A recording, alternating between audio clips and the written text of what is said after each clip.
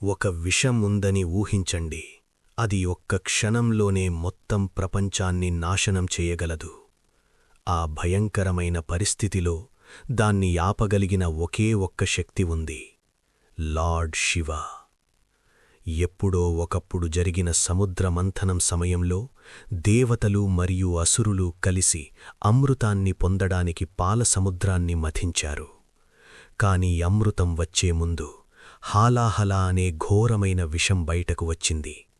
అది ఎంత ప్రమాదకరమైందిగా ఉండి ఆకాశం నల్లగా మారింది, గాలి మండిపోయింది, సృష్టి మొత్తం నాశనమవ్వబోతున్నట్లు అనిపించింది.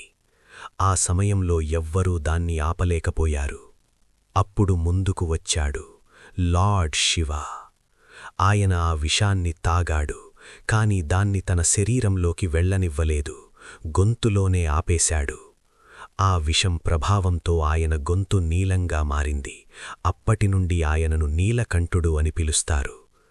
ఈ కథ కేవలం పురాణం కాదు, మన జీవితానికి ఒక గొప్ప సందేశం.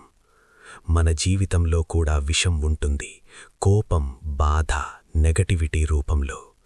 నిజమైన శక్తి అంటే వాటిని బయటకు పేల్చడం కాదు, వాటిని నియంత్రించడం, మనలోనే నిలిపివేయడం.